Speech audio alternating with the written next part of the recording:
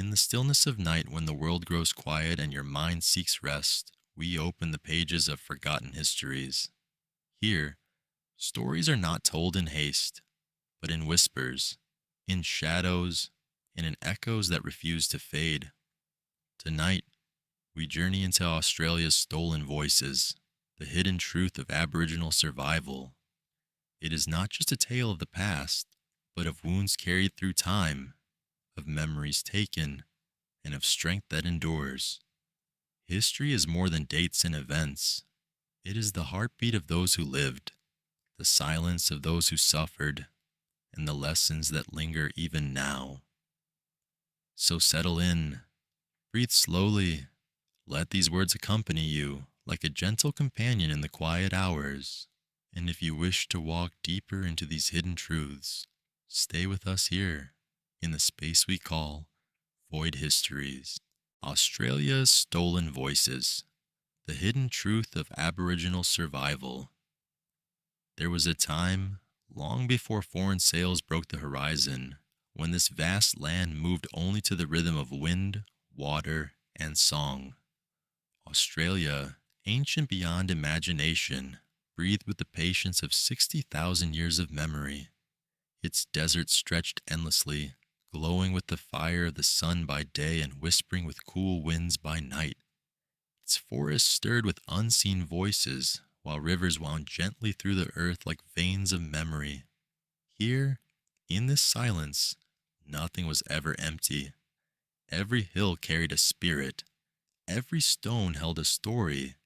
Every breeze was alive with the whisper of ancestors. The Aboriginal peoples lived within this land, not apart from it. They were its caretakers, its children, its storytellers. To them, the earth was not an object to be owned, but a family to be cherished.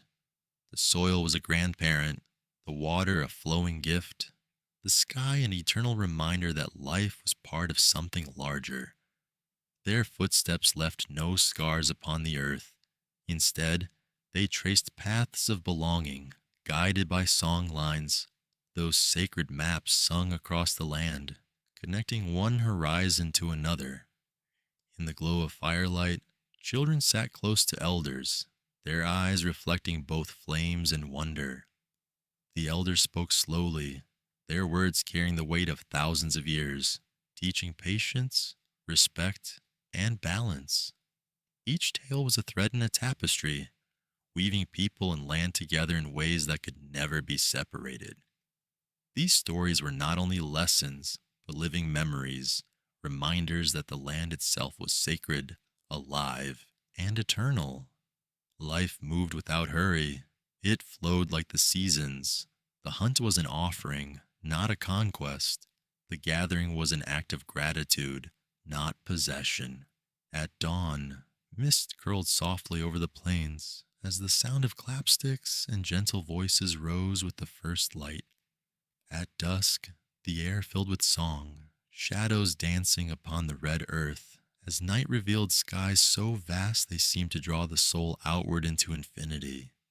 In this rhythm, people found peace, not perfection, but wholeness. For thousands of years, this balance endured. The people and the land were one. When a child laughed, it was as though the ancestors laughed with them. When a mother sang, her lullaby carried the memory of generations. When an elder spoke, it was not only their own wisdom, but the wisdom of all who had walked before. In this way, life was a circle, without beginning, without end. And yet, far away, beyond the oceans, change was stirring. Wooden ships were being readied in distant harbors, sails prepared to cut across seas that seemed endless. On their decks stood men carrying the weight of empire, maps to redraw the earth, rifles to enforce their claims, chains to bind, and words of law in a language the land had never heard. They did not come to listen. They did not come to learn. They came to possess. But before their arrival, let us linger here a little longer. Let us breathe in the quiet harmony of a world untouched. Imagine yourself walking barefoot across the warm soil, feeling its pulse beneath your feet. Hear the rustle of eucalyptus leaves in a gentle wind. Listen to the birds whose calls rise with the sun. Look up at the stars, bright, eternal, patient, watching as they always have, steady in their gaze. In this moment, there is no rush, no violence, no empire, only life, slow and sacred, held in perfect balance. This was the world before empire, a fragile, timeless peace. To understand the scars that followed, we must first understand the serenity that was broken. And so, as we close this beginning, we take a breath, preparing to step forward into the moment when the sails appear, when silence begins to fracture, and when the ancient harmony of this land meets the restless march of those who came from across the sea. The stillness of the ancient land was broken when white sails appeared on the distant horizon, sharp against the endless blue.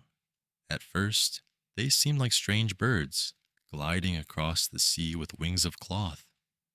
The aboriginal peoples watched with curiosity, their hearts both cautious and open, for they had seen the sea bring many things, but never ships of this size, never faces so pale. These men stepped onto the sand, carrying with them the weight of another world. They did not move with the rhythm of the land. Their steps were heavy, their voices loud, their eyes fixed not on belonging, but on claiming. At first, encounters were hesitant. Gifts were offered, gestures of peace exchanged in silence and sign. But beneath these moments of curiosity lay a misunderstanding too deep to bridge. To the aboriginal peoples, land could not be owned. It was part of them, alive, eternal. To the newcomers, land was soil to be measured, mapped, and taken. And so, what began as cautious meetings soon became intrusions. Fences were built where there had been none.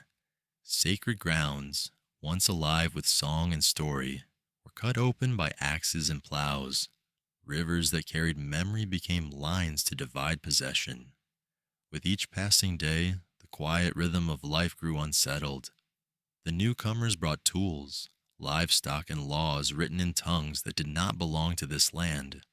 They spoke of order, yet their order was made of separation, not connection. They carried weapons whose sound shattered the silence of the plains, echoing with the threat of force. They carried diseases unseen, illnesses that spread silently, taking lives without warning, leaving families grieving in confusion and despair. What was once balance slowly became fracture. For the Aboriginal peoples, this was not only the arrival of strangers, it was the beginning of a shadow creeping across their world. They saw their hunting grounds vanish, their sacred paths disrupted, their children growing amidst an uncertainty that had never existed before. The strangers did not see the land as alive, did not hear the songs embedded in its stones, did not feel the spirits moving with the wind. To them, silence was emptiness, and emptiness was an invitation to take. Tensions grew quietly at first, like a storm gathering on the edge of the sky. Small conflicts flared, sparked by misunderstandings that were not accidents, but inevitabilities. A fence where there had been none, a forest cleared without permission, a hunting ground blocked. Each act carried not only physical loss, but spiritual wound, because every tree felled, every river disrupted, was not just nature altered, it was memory stolen, it was ancestry broken.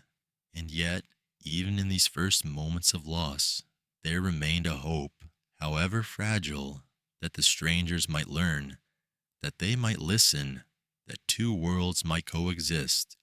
But the empire did not come to coexist, it came to dominate. What the Aboriginal peoples saw as sharing, the newcomers saw as surrender. What was offered as kinship was received as weakness. The balance tilted further, day by day, until the land that had once been whole became a place of quiet unease. If you close your eyes, you can almost hear it. The sound of waves against the shore, the creak of wooden ships, the murmur of voices foreign and commanding. You can see the faces of those who stood upon the beach, watching the strangers step forward, uncertain of what was to come, yet sensing that nothing would remain the same. The silence of thousands of years was being broken, not with understanding, but with the heavy footsteps of empire.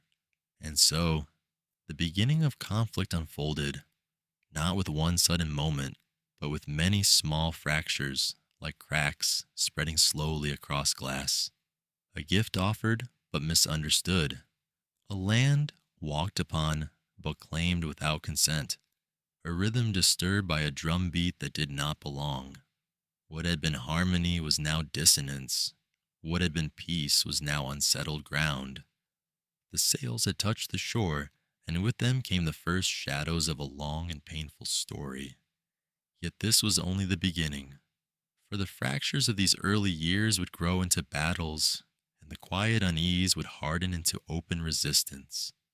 And so, we move forward, toward the first wars, where voices would rise not in whispers of caution, but in cries of defense, as the people fought to protect what had always been theirs. The arrival of empire did not pass unchallenged, for though the newcomers claimed the land with their maps and their laws, the aboriginal peoples held within them a bond far deeper than paper, ink, or weapons could ever reach. This land was not just soil beneath their feet, it was ancestor, memory, and spirit. And when those sacred ties were threatened, resistance was inevitable. At first, the defiance was quiet, almost unseen, a refusal to yield hunting grounds, a watchful eye kept upon intruders, a gesture of warning, a spear raised not in anger, but in protection. These acts were not born of hatred, but of love, love for family, love for the earth, love for the sacred rhythm of life that had endured for countless generations. Yet to the colonizers, these gestures of protection were read as defiance against authority. And so, the first sparks of conflict grew into flames. The weapons of the empire were powerful. Rifles cracked through the silence of the bush, their sound carrying far beyond the moment, echoing across valleys and rivers. Spears could not match bullets, yet they were lifted with courage, guided by hearts unwilling to surrender. Battles were fought not upon grand fields with marching armies, but in forests, along river banks, in the quiet spaces where life had once flowed peacefully. These were battles of survival, not conquest. For the Aboriginal warriors, every confrontation carried weight beyond the fight itself. Each stand was for the children yet unborn, for the songs that might still be sung, for the spirits of ancestors who whispered through the wind, urging them not to let go. Families huddled together, waiting for the return of fathers and brothers who had gone to defend their lands. Some returned with wounds, others did not return at all. Grief grew heavy, pressing upon communities that had already endured the sting of loss. The imbalance was undeniable. The colonizers came with endless supplies, reinforcements, and weapons forged in distant lands.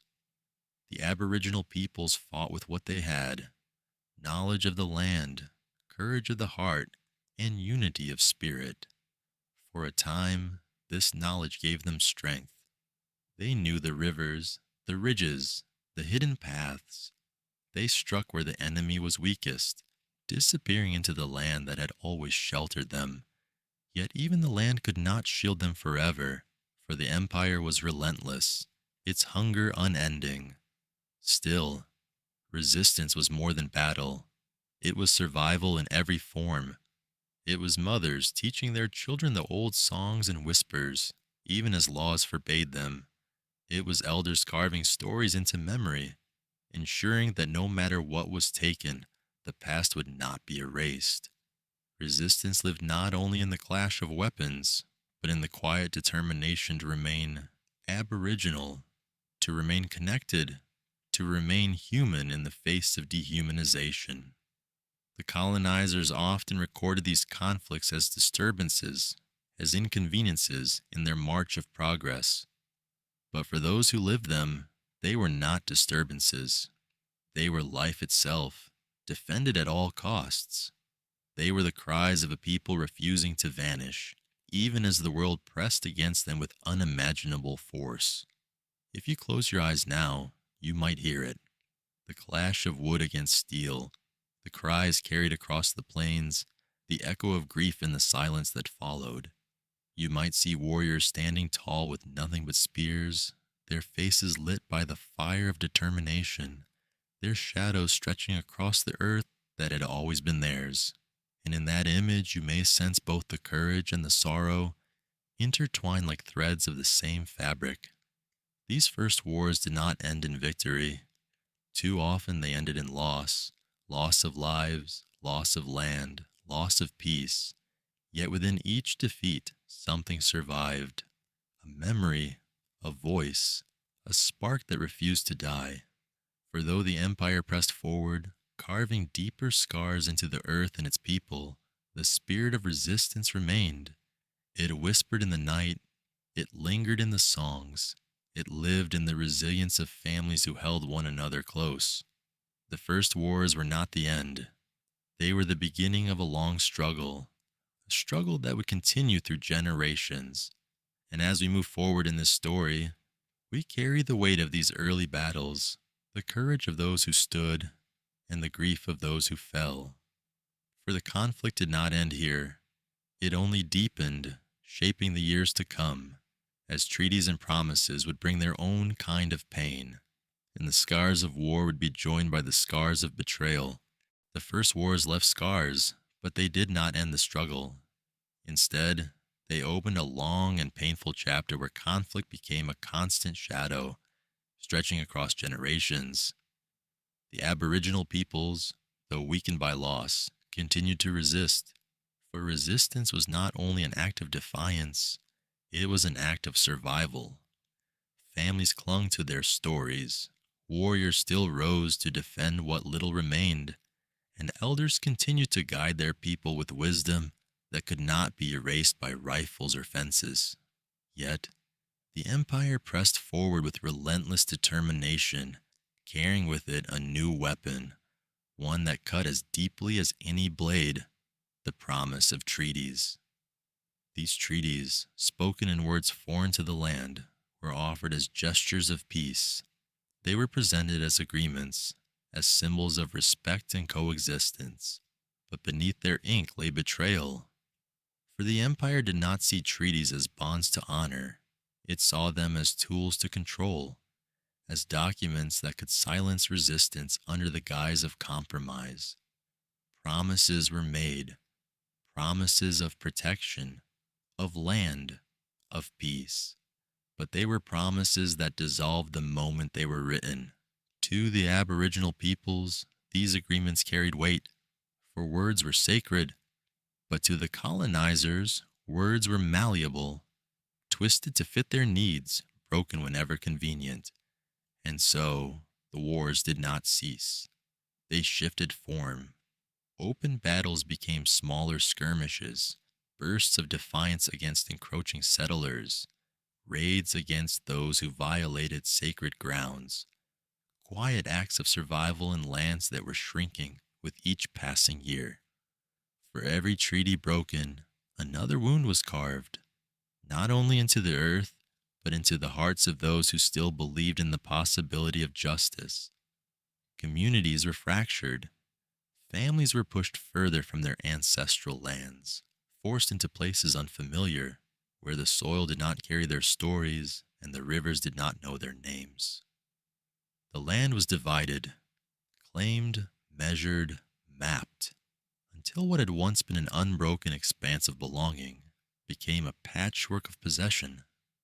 To walk across it now was to see fences where none had ever stood, to feel the silence of places once filled with song. Yet even in surrender, there was endurance.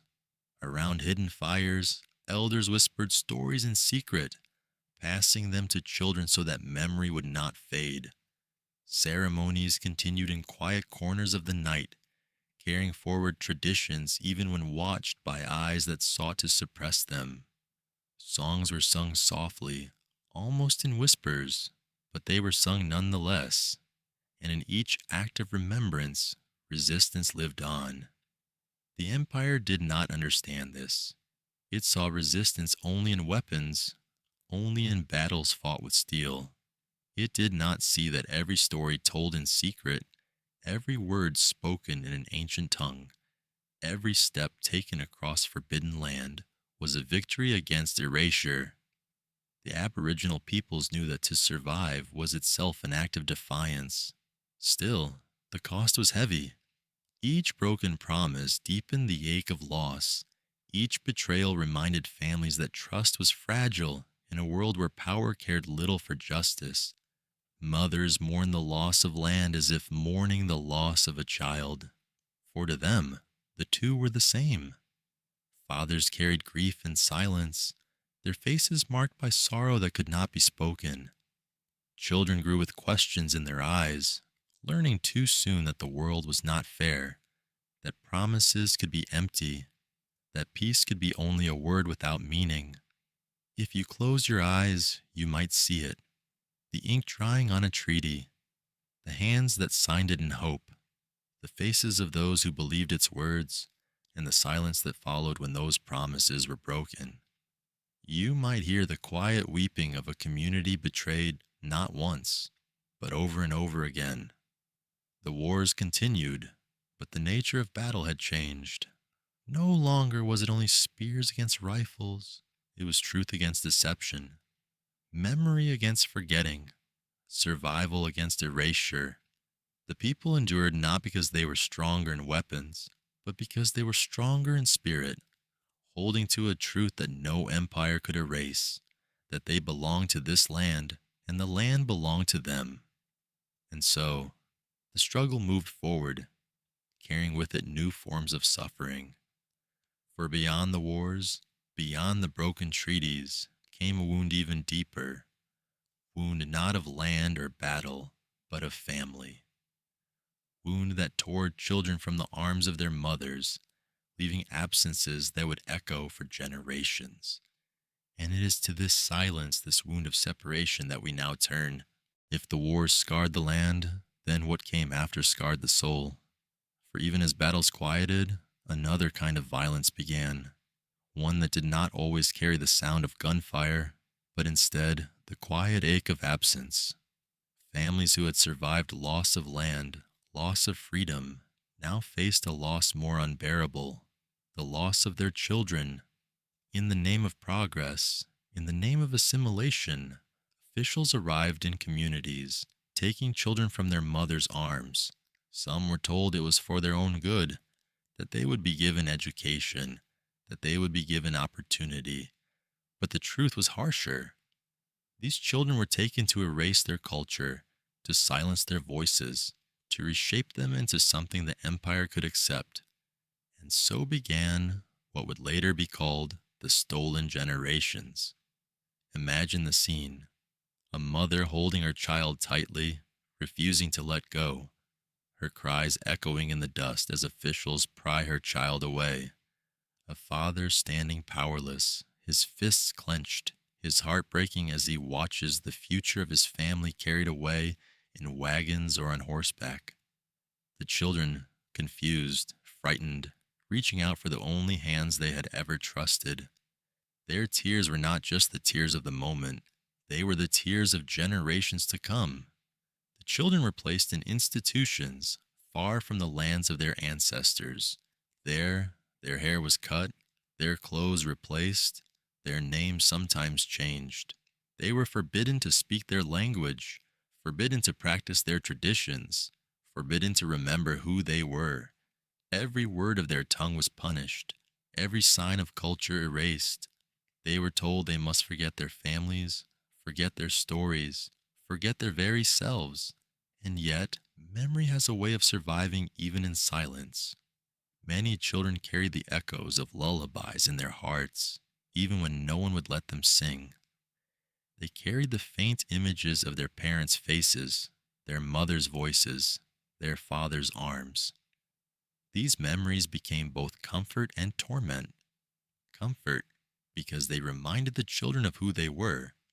Torment, because they reminded them of what had been taken. For the parents left behind, the wound was unending. Nights grew heavy with silence where laughter once was. Fires burned without the sound of children's songs.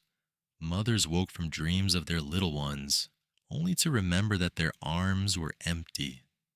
Fathers carried their grief quietly, their sorrow etched into faces that grew older too soon. Entire communities felt the absence, the hollow spaces where children once ran, played, and learned the ways of their ancestors. Generations grew fractured. Without children to carry forward the stories, the continuity of culture thinned, like a thread stretched too far. Elders who once taught through song and story found fewer ears to listen. The fear grew that an entire way of life, an entire memory of belonging, might vanish not through war, but through silence. The empire spoke of assimilation as kindness, as a way to bring the aboriginal peoples into its world. But to those who lived it, it was erasure. It was the quiet destruction of identity, the breaking of bonds more sacred than any treaty or law. For to take a child is to take the future, to wound not only a family but an entire people. Close your eyes for a moment and imagine that silence. The silence of a camp where children once laughed, now echoing only with the wind. Imagine a mother staring at the horizon, waiting for a child who never returns. Imagine a child in an unfamiliar bed, whispering their family's names into the night, afraid that if they do not say them, they will forget.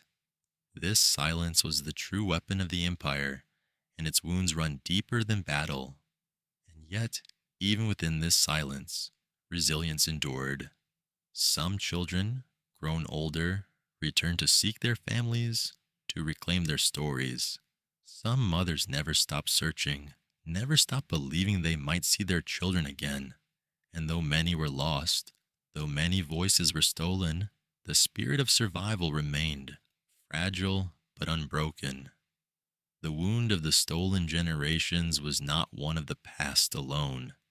It echoes still, carried in the hearts of those who live today, in the memories that have been passed down like shadows across time. It is a wound that teaches us the cost of forgetting, the cost of silence, the cost of believing that one culture can erase another.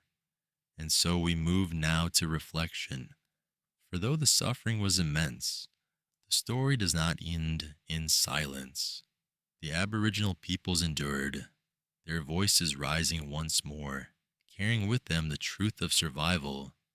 And in their endurance lies a lesson for all of us, a reminder that even in the darkest wounds, there remains light, there remains strength, there remains a story still to be told.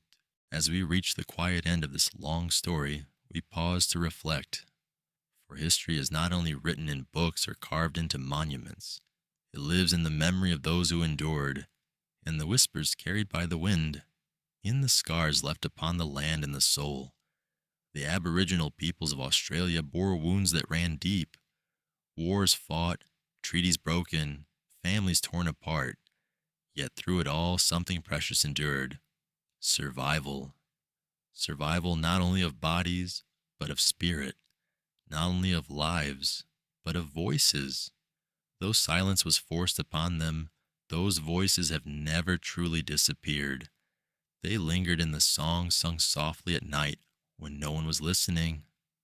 They endured in the stories passed in secret, whispered from parent to child. They persisted in the land itself, in the rivers, the mountains, the plains, which still remember, which still carry the echoes of thousands of years. The colonizers tried to claim, to erase, to silence, and yet, even after centuries, the spirit of Aboriginal survival remains. Tonight, as we reflect, we must remember that these wounds are not just the wounds of yesterday. They flow into the present, shaping the lives of descendants who still feel the ache of loss. The stolen generations are not distant history, they are living memory. Families still search for connections broken long ago. Elders still mourn children who never returned. Communities still heal from scars that do not fade with time. The pain is real, but so too is the strength. For from that pain, resilience has risen. Close your eyes and imagine the land as it is now. Vast skies stretching endlessly above, the red earth glowing in twilight, the wind carrying songs that never died, even when silenced. Imagine the faces of elders, lines etched with both grief and wisdom. Imagine the children of today, learning once again the languages that were forbidden, singing the songs that were almost lost, walking paths their ancestors once walked.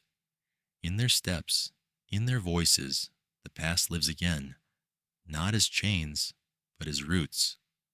This is the lesson of survival, that even when history sought to erase, identity remained. That even when voices were stolen, they found ways to return. That even when silence seemed absolute, it was never final. The human spirit, bound to land and memory, is far stronger than empire. And so, the story of Aboriginal Australia is not only a story of loss, it is also a story of endurance, of strength, of hope. Let this story linger with you as you rest. Let it move slowly, like the turning of stars above. Think of the mothers who never let go of memory. Think of the children who carried their heritage deep within, waiting for a time to speak it again. Think of the resilience of a people who faced centuries of shadows and yet found light. The echoes of survival remind us of something greater, that history is not only about what was taken, but also about what was kept. The land remembers, the people remember, and through remembrance, healing begins. And so, we close with a quiet truth, that the voices once silent still speak. They speak through the wind, through the land, through the generations that walk today. They remind us to listen, to honor, to never forget. For in remembering, we carry their story forward, not as a wound alone, but as a light, a gentle, enduring light, guiding us into tomorrow. Now, as you drift into sleep, let this reflection rest gently in your heart. The story of Australia's stolen voices is heavy, yes, but it is also filled with resilience. And in that resilience, we find a kind of peace, a reminder that even in history's darkest moments, the human spirit finds a way to endure. Let that truth accompany you into the quiet night, like a lullaby whispered across generations, soft, steady, and eternal.